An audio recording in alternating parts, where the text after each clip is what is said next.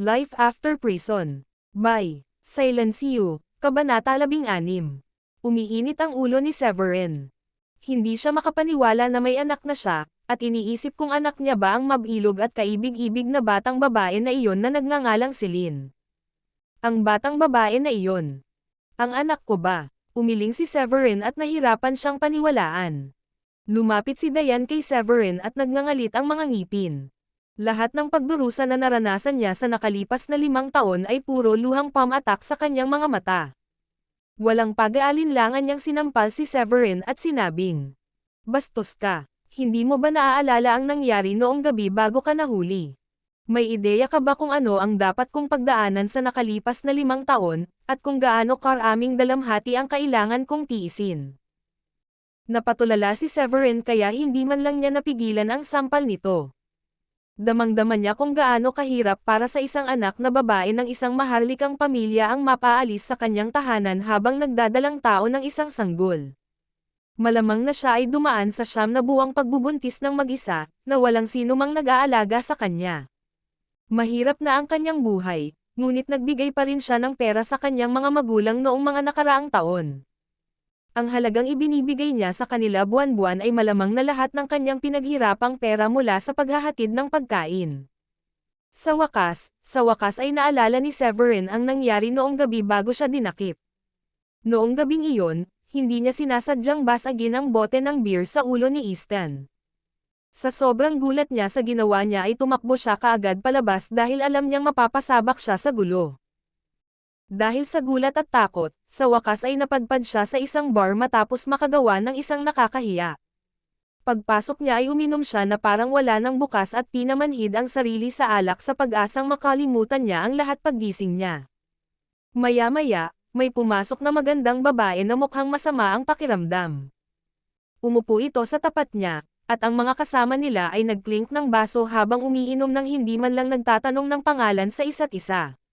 Sa kanilang pag-inom, sila ay nalasing kaya kailangan nilang tulungan ang isa't isa na nagpasyang lumabas at kumuha ng silid sa katabing hotel. Nagising si Severin sa isang manipis na ulap sa susunod na araw, at doon niya napagtanto na pareho silang hiyubot-hubad. May dugo rin sa mga kumot. Hindi niya matandaan kung sino ang nagkusa sa huli, dahil pira-piraso ang memorya niya at wala siyang maalala kung paano siya napadpad sa hotel. Pagkagising ng babae ay agad itong tumalikod at malamig na sinabi sa kanya na makakalabas na siya. Sa oras na iyon, naisip niya sa kanyang sarili na walang mangyayari sa kanya dahil gusto lang niyang makipag-ayos. Pagkababa niya, agad siyang inaresto at ipinakulong. Gayunpaman, bago siya makulong, maswerte siyang makita si Lucy sa huling pagkakataon, at doon niya sinabi sa kanya na hihintayin niya itong lumabas. Bumalik sa kulungan, naramdaman ni Severin na binaygo niya si Lucy dahil sa nangyari pagkatapos niyang malasing ng gabing iyon. Nangako pa siya na tratuhin ng mabuti si Lucy at ibibigay ang lahat ng mayroon siya kapag nakalaya na siya. Lingid sa kanyang kaalaman, halos ilang buwan na siyang niloko ni Lucy sa kanyang sentensya, habang ang babaeng nakalimutan na niya ang mukha at hindi niya alam ang pangalan, ay nagdadalang tao ng kanyang anak pagkatapos ng gabing iyon at iniingatan ang sanggol. Gayunpaman, sa kabila ng lahat ng paghihirap na naranasan niya, pumunta pa rin siya hanggang sa Richmond Hotel para lamang iligtas siya. Masasabi niyang isang mabait at malakas na babae si Diane dahil kung hindi siya magiging determinado na dalhin ang kanyang lumalaking bata sa tiyan sa termino at palakihin ang anak bilang isang solong ina. Kung hindi siya naging tunay na mabuting tao, hindi sana siya nagpadala ng pera sa mga magulang ni Severin dahil hindi niya kakayanin na makita silang laging ginugulo. Hindi ba dapat galit ka sa akin? Bakit ka pupunta dito at iligtas ako? Hindi maintindihan ni Severin kung bakit siya ang nagkusa na iligtas siya gayong tinawag niya siyang haltak kanina. Nang marinig iyon ni Diane ay natawa siya sa kabila ng kanyang sarili. Huwag mong masyadong isipin ito at mag-isip na mahal kita. Ang tanging dahilan kung bakit ako naparito upang iligtas ka ay dahil ayaw kong mawalan ng ama si Celine. Inaabangan niyang makita ang kanyang ama mula noong bata pa siya. Kailangan niya ng pag-aalaga at pagmamahal ng isang ama. Naiintindihan mo ba? Life After Prison, Kabanata 17. Ako. May anak akong babae. May anak talaga ako. Labis na nagulat si Severin. Hindi niya akalain na makakatanggap siya ng ganitong mga pagpapala nang hindi niya inaasahan. Nagbuntis si Dayan ng kanyang anak pagkatapos nilang malasing at mag-one night stand, at kalaunan ay ipinanganak niya ang kanyang kaibig-ibig na anak na babae. Bilang karagdagan, masasabi ni Severin na si Dayan ay isang mabuting babae, isang hindi makasarili, mabait, at malakas. Siya ang uri ng babae na dapat protektahan ni Severin, hindi mga manghuhutot na tulad ni Lucy na naglagay ng kayabangan at pera kaysa sa lahat. Bilang karagdagan, ang babaeng nakatayo sa kanyang harapan ay may uri ng karakter at aura na hindi nahahadlangan ng kanyang ordinaryong damit, at ang kanyang halos walang kapintasan na mukha ay halos kumikinang sa kagandahan. Si Dayan ay dumanas ng labis na paghihirap at kawalan ng hustisya sa nakalipas na 5 taon, kaya lihim na ipinangako ni Severin sa kanyang sarili na babayaran niya ang lahat ng kanyang pinagdaanan at kukumbinsihin siya na hindi siya pumili ng maling lalaki, at determinado siyang gampanan ang kanyang responsibilidad bilang isang mabuting ama. Malamig pa rin ang ekspresyon ni Dayan, at tumingin siya kay Trevor sa huling pagkakataon bago sinabi sa kanya. Mr. Trevor, sana ay payagan mo si Severin na lumabas at ipagpaliban ang bagay na ito bilang kagandahang loob para sa mga Shanahan. Sa gulat niya, tumawa si Trevor. Haha. Paumanhin, Miss Dayan. Tiyak na nagpakita ako ng kaunting kagandahang loob sa mga Shanahan noong nakaraan, ngunit natatakot ako na hindi ko magawa iyon ngayon. Naging malamig ang ekspresyon ni Trevor sa sinabi niya. Ang bastos na Severin na iyon ang sum-ire sa kasal ng anak ko at pinunit pa ang isang daliri ng anak ko. Hahayaan ko siyang umalis dito ng buhay bilang paggalang sa iyo, ngunit natatakot ako na kailanganin ko siyang pilayin ng isang matinding pambubugbog bago ko siya paalisan sa lugar na ito. Tumayo ang isa sa mga kamag-anak ni Locke at sinabing, tama siya. Nawala na sa aming mga laws ang lahat ng dignidad namin sa harap ng napakaraming mayayamang negosyante kung hahayaan lang naming dumulas ang bagay na ito. Kaya, nakikita mo, hindi namin maaaring pabayaan si Severin ng ganoon na lang. Lalong lumubog ang ekspresyon ni Dayan at pinandilatan niya sila habang sinasabi. Huwag kang lumampas sa linya, Trevor. Hindi kayang saktan ng mga Locke ang isang third-tier upper-class na pamilya tulad ng mga Shanahan. Bahagyang napaawang ang labi ni Trevor at ninisyan siya nito. Tama ka, hindi ako mangangahas na saktan ang mga Shanahan. Kung magpapaabot ako ng kagandahang loob, ito ay para sa mga Shanahan, hindi sa iyo. Pagkatapos ng lahat, tinanggihan ka na ng mga Shanahan, hindi ba? At ngayon ay naghahanap buhay ka bilang tagahatid ng pagkain. Sa tingin mo, tutulungan ka ba ng mga Shanahan? Noong una ay natakot si Easton sa aura ni Dayan, ngunit agad naman itong nag-react at agad na ngumiti. Kaya ang bastos mong anak pala ay kay Severin. Naiintindihan ko kung bakit hindi mo ibinunyag iyon sa sino man noong panahong iyon. Naliligaw ka pa rin ba sa pag-iisip na ikaw ang pinakamamahal na anak ng mga Shanahan at ang parehong maganda ngunit malamig na presidente na dating ikaw? Ngayong nagtatrabaho ka na lang bilang tagapaghatid ng pagkain, bakit mo naisip na mapoprotektahan mo ang isang padalos-dalos na tanggang gaya ni Severin? Hihihi. Tumawa si Lucy sa gilid. Ang isang babaeng may anak na ipinanganak sa labas ng kasal ay tunay na katugmang ginawa sa langit para sa isang ex-convict. Itinakip niya ang kanyang mga kamay sa harap ng kanyang dibdib at idinagdag. Hindi mo ba naisip na isa kang hamak na tanga? Magaling ka lang bilang isang mayamang binibini, ngunit kailangan mo lang makisali sa isang tulad niya. Lahat ng nangyayari ngayon ay bunga ng iyong mga aksyon. Natutuwa ako na napagtanto ko noon at nakuha ko ang pagmamahal ni Easton. Galit na galit si Dayan habang humakbang pasulong at sinipa si Easton na nakalupasay sa lupa. Ang aking anak na babae ay hindi isang bastos. Agad na bumangon si Lucy at nagtaas ng kamay para hampasin si Dayan. Para namang may maniniwala dyan. Kung hindi siya, bakit natatakot ka na sabihin sa lahat kung sino ang kanyang ama? Sa sandaling iyon, humakbang si Severin at hinawakan ang braso ni Lucy. Kailangan lang niyang magsikap ng kaunting puwersahang pauwiin si Lucy at bumagsak sa lupa. Tiniis ni Lucy ang sakit at mabangis na tumingin kay Severin habang sinasabi nito. Talaga bang nakakapanakit ka na ng isang babae? Anong klaseng lalaki ang gumagawa niyan? Simula ngayon. Deklara ni Severin. Ang sinumang maglakas loob na apihin ang aking babae at ang aking anak na babae ay kailangang harapin ako.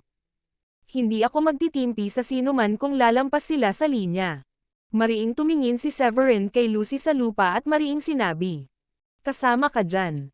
Medyo naantig si Dayan nang marinig iyon. Bagamat binigyan niya siya ng impresyon na isang haltak at isang hamak, sapat pa rin siyang lalaki upang tumayo ng walang takot para sa kanya kapag siya ay inaapi. Ikaw. Galit na nagngangalit si Lucy at pinandilatan si Severin. Life After Prison, Kabanata 18. Bakit nakatayo lang kayong lahat? Bugbugin niyo siya. Tumingin si Trevor sa mga bodyguard at sumigaw. Maaari niyong subukan.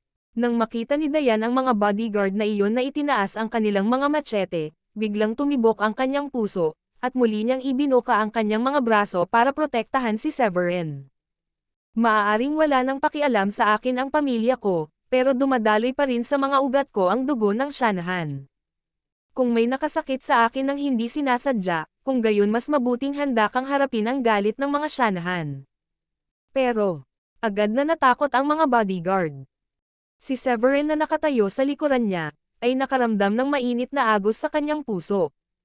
Gayunpaman, humakbang siya pasulong at tinapik ang balikat ni Dayan. Ipaubaya mo sa akin ang ganitong bagay. Kakayanin ko, kaya huwag kang mag-alala. Ikaw, ano ang magagawa mo? Ang pagmamayabang lang ang mayroon ka sa sarili mo. Iniwan ni Dayan si Severin na walang imak sa sinabing iyon. Sa kabilang banda, sumimangot si Trevor bago tuluyang sinabi. Sige, Miss Dayan. Bibigyan kita ng isang pagkakataon ngayon. Hahayaan kong umalis kayong dalawa kung makakakuha kayo ng isang tao mula sa mga Shanahan na makiusap sa ngalan niya. Kung hindi mo kaya, pagkatapos ay natatakot ako na kailangan kong maging mahirap ang mga bagay-bagay para sa iyo. Oo naman. Kinagat ni Dayan ang mapupulang labi at nagpas siyang makipagsapalaran. Ilang sandali pa, kinuha niya ang kanyang telepono at tinawagan ang Shanahan sa bahay. Tatay, gusto mong malaman kung sino ang ama ni Celine, di ba? Maaari kang pumunta ngayon sa ikalawang palapag ng Richmond Hotel. Pagkababa ng telepono, lumingon si Dayan at tumingin kay Severin. Halatang medyo kinakabahan siya dahil hindi siya sigurado kung darating ang mga Shanahan o hindi. Hindi naman masyadong malayo ang bahay mo dito, Miss Dayan, kaya bibigyan kita ng 20 minuto. Kung walang sino man mula sa mga Shanahan ang darating para tulungan ka, kung gayon, wala akong magagawa kung hindi kita sinasadyang masaktan. Napangiti si Trevor. Alam niyang tuluyan na siyang itatakwil ng mga Shanahan kung walang sino man sa kanilang pamilya ang tutulong sa kanya. Kung ganoon nga ang kaso, hindi na niya kailangang mag-alala ng anuman kung mahuli si Dayan sa sitwasyon kapag binugbog si Severin. Higit sa lahat, kailangan niyang ilabas ng buo ang kanyang galit noong araw na iyon. Higit pa rito, mayroon pa siyang alas sa kanyang manggas. Ito ay isang bagay na kahit ang mga Shanahan ay kinatatakutan. Ayaw lang niyang gamitin ang trump card na iyon maliban na lang kung talagang kinakailangan, dahil isang pagkakataon lang para magamit niya ito. Lumipas ang oras ng paunti-unti. Madaling makikitungo si Severin sa mga bodyguard ng mga Locke, ngunit nagpasya siyang huwag gawin ito sandali dahil gusto niyang maunawaan ang saloobin ng mga Shanahan kay Dayan. Hihihi. Hindi ko inaasahan na sobrang tiwala mo sa mga babae ngayon, Severin. Nagtago ka pa sa likod niya ngayon. Malamig na ngumiti si Easton. Ang isa sa mga katulong ay tumawag na ng isang doktor para lagyan ng benda ang kanyang sugat. Tumayo siya pabalik at sinabing, 15 minuto na ang lumipas. Kung ang mga Shanahan ay hindi magpapakita sa isa pang 5 minuto, kahit isang himala mula sa itaas ay hindi mapoprotektahan. Sinama ng tingin ni Severin si Easton, na labis na natakot sa huli kaya agad siyang gumawa ng 2 hakbang pabalik at nagtago sa likod ng mga bodyguard ng mga Locke. Maraming mga bisita ang nagsimulang mabulang-bulungan sa kanilang mga sarili. Hindi siguro darating ang mga Shanahan. Kung nagmamalasakit pa sila kay Dayan, hindi na sana nila siya pinalayas sa bahay noong una. Sumasang-ayon ako. Ang buong bagay ay nagdulot ng kaguluhan noon.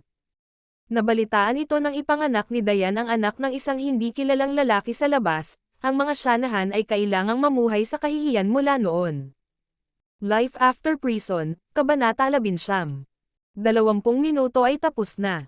Matamang nakatitig si Lucy noon, at agad niyang pinaalalahanan si Trevor nang makita niyang umabot na ito sa 20 minutong marka. Tumanggaw si Trevor at sumenyas na mauna na ang mga bodyguard ng mga Locke. Sa kanyang pagtataka, gayunpaman, ang matandang babae ng Shanahan ay nakarating sa ikalawang palapag nang siya ay magtataas ng kanyang kamay. Sumama rin sa kanya ang kanyang 2 anak, kasama ang ilan pang miyembro ng pamilya Shanahan. Nasa likod nila ang mahigit 100 bodyguard, na lahat sila ay nakasuot ng itim na suit. Mayroong higit sa nakakatugon sa mata para sa lahat doon. Bagamat walang masyadong tao mula sa mga Shanahan, ang mga bodyguard ng Locke ay sadyang bumigay nang makita nilang dumating na ang mga Shanahan. Pagkatapos ng lahat, ang mga Shanahan ay isang third-tier upper-class na pamilya. Ang kanilang manipis na impluwensya ay pinagmukhang maliit lamang ang mga Locke, at ang huli ay hindi kayang asar ang mga Shanahan. Nagsimulang magtsismisan ang ilang panauhin nang makita nila ang pagpapakita ng mga Shanahan. Dumating ang mga Shanahan. Akalain mong tutulungan pa talaga nila si Diane. Pagkatapos ng lahat, bahagi pa rin siya ng mga ito. Malaki ang nakinabang ng kanyang pamilya at marami ang kanyang mga kontribusyon noong araw. Mukhang walang magagawa ang mga Locke kay Diane at Severin ngayon. Puno ng pagkabigo ang mga mata ni Lucy. Nandito talaga sila. Sinira ni Severin ang kasal niya at ayaw niyang bayaran lahat ng perang hinihingi nito sa kanya. Ang inaasahan lang niya ay papatayin ng mag-asawang Locke si Severin, o kahit papaano, pilayin siya para hindi na niya muling guluhin ang pamilya niya sa hinaharap. Mukhang hindi rin masyadong masaya si Trevor, ngunit nagpa siyang humakbang ng may ngiti, at sinabi sa matandang babae ng Shanahan, na siya rin ang kasalukuyang pinuno ng tahanan ng Shanahan. Madam Catherine, Mr. George. Ano ang nagdala sa iyo lahat dito? Maaaring lamang tulong ang pan-asa ni Trevor ang malamig na pawis sa kanyang noo. Hindi siya ganoon katikot kung ang dumating lang ay ang ama ni Diane, dahil ang huli ay isang walang kwentang bagay na walang masabi sa pamilya. Matapos ang pagkamatay ng asawa ni Catherine, pinangasiwaan niya ang mga gawain ng Shanahan, kahit na ang ilan sa mga tungkulin ay ipinagkatiwala kay George, ang nakatatandang kapatid ng ama ni Diane. Ang mga gawain ng kumpanya ay orihinal na pinangangasiwaan ng maalam sa negosyo na si Diane, at nabalitaan na siya ay nagkaroon ng pagkakataong magmana ng posisyon bilang pinuno ng pamilya. Gayunpaman, naging magulo ang sitwasyon ng mga anak si Diane ng isang anak sa labas 5 taon na ang nakalilipas, at ang kanyang mga tungkulin sa pamilya ay ipinasa sa anak ni William na si Stanley. Sinulyapan ni Catherine ang sitwasyon at mahinang nagtanong. Ano ang nangyayari dito, Mr. Trevor? Agad na hinawakan ni Trevor ang kanyang mga kamay at sinabing, ikakasal ang anak ko ngayon, kaya dito kami nagdaraos ng selebrasyon ng kasal, ngunit ang lalaking ito na si Severin ay hindi inaasahang pumunta rito at gumawa ng gulo. Si Severin ay ang bastos dating kasintahan ng aking magiging manugang na babae, at ang parehong lalaki na ipinadala sa bilangguan matapos basagin ang isang bote ng beer sa ulo ng aking anak 5 taon na ang nakakaraan. Kakalabas lang niya sa kulungan kamakailan. Matapos ipaliwanag ni Trevor ang nangyayari, muli siyang nagsalita. Upang maging tapat, hindi ko akalain na si Severin pala ang lalaki ni Miss Diane. Ito ay dumating bilang isang kompletong sorpresa na siya ay nasa isang relasyon sa isang ex-convict. Iyon ang dahilan ng buong hindi pagkakaunawaan. Sinabi ni Trevor na may sadyang diin sa background ni Severin, pati na rin upang ipahayag ang kanyang pagkabigo sa kung paanong ang pagpili ni Diane ay hindi katumbas ng lahat ng problema. Mabilis niyang sinulyapan ang mukha ni Catherine nang matapos niya ang kanyang mga salita, at totoo sa kanyang hula, tila hindi nasisiyahan siya. Grandma, nandito ka rin. Bulalas ni Diane. Life After Prison, Kabanata 20. Ang unang plano ni Diane ay ipaalam lamang sa kanyang ama na si William, ang tungkol sa sitwasyon. Sa paniniwalang sapat na ang ilang pangungusap mula kay William sa laws para hikayatin ang kabilang partido na umatras, ang kanyang plano ay bumagsak nang isama ni William ang kanyang tiyuhin na si George, at ang kanyang lola na si Catherine. Napatingin si William kay Severin at bumantong hininga. Halatang dismayado siya kay Severin, dahil hindi niya akalain na sasama ang anak niya sa isang taong walang kwenta. Naisip niya na ito marahil ang dahilan kung bakit ayaw magsalita ng kanyang anak nang tanungin siya tungkol sa ama ng bata. Ang gayong lalaki ay hindi karapat-dapat na iugnay sa mga siyanahan, lalo na ang isang babaeng tulad ni Dayan na parehong may kagandahan at talino. Sinulyapan ng ina ni Dayan na si Felicia si Severin at humakbang pasulong. Habang malamig na nakatingin kay Severin, sinabi niya, "Kaya ikaw ang Samaire sa buhay ng anak ko. Kung hindi dahil sa iyo, hindi sana siya pinalayas sa bahay, at hindi magiging ganoon kahirap ang buhay namin." Alam ni Severin na siya ang dahilan ng paghihirap ni Dayan, at pati na rin ng pamilya nito. Wala na siyang nagawa kundi ngumiti ng alanganin at sinabing, "Alam ko naman na ako ang may kasalanan sa lahat ng nangyari, pero sana ay mapatahimik kita kapag sinabi kong magiging maayos ang pakikitungo ko kay Dayan simula ngayon."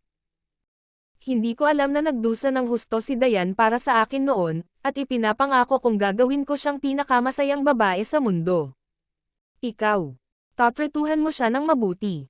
Isang bata at magandang babae ang tumayo ng mga sandaling iyon. Tinignan niya ng masama si Severin sabay sarkastikong sabi, "Itong mga damit na suot mo. Taon na ang nakalipas mula noong huli kang bumili ng bago, di ba? Hindi man sila magkasya sayo, at para kang isang walang kwenta na isang lalaki na nagdadahilan lang. Saan ka nakakuha ng lakas ng loob na ipahayag na gagawin mong pinakamasayang babae sa mundo ang aking kapatid babae?" "Tama na, Megan." Hinatak ni Dayan ang mahabang mukha. Saglit niyang sinulyapan si Severin bago sinabi kina Felicia at Megan, "Hindi niyo pwedeng isisi sa kanya ang lahat ng nangyari sa nakaraan.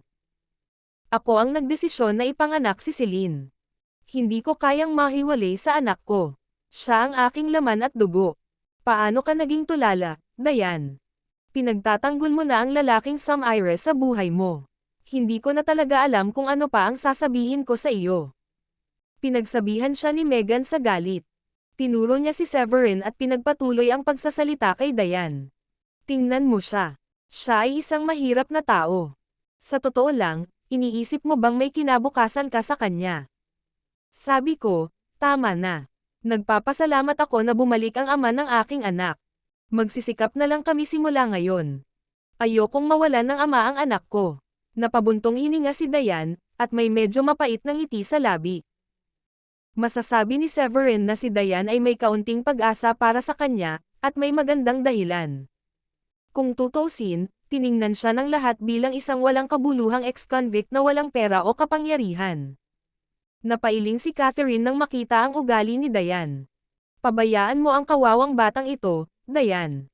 Hindi ko gustong ipaglaban ito para sa iyo pagkatapos ng lahat ng mga taon na ito. Ikaw ay at palaging magiging isang siyanahan, at ang aming pamilya ay palaging malugod kang tatanggapin ng bukas kung papayag kang bumalik." "Grandma, pumapayag ka ba talagang pauwiin ako?" Medyo nagulat si Dayan. Noong siya ay pinalaya sa pamilya noong mga nakaraang taon, naalala niya kung gaano siya nalungkot nang makita niya ang hindi matitinag na tingin ng kanyang lola. Sa mata ng mga siyanahan, ang kanilang reputasyon at dignidad ay mas mahalaga kaysa sa kanya. Tumango ang matandang babae. "Kailangan mo lang siyang iwan. Ngayong nakabalik na ang ama ni Celine, siya na ang bahala kay Celine. Hindi kami walang pusong tao, syempre.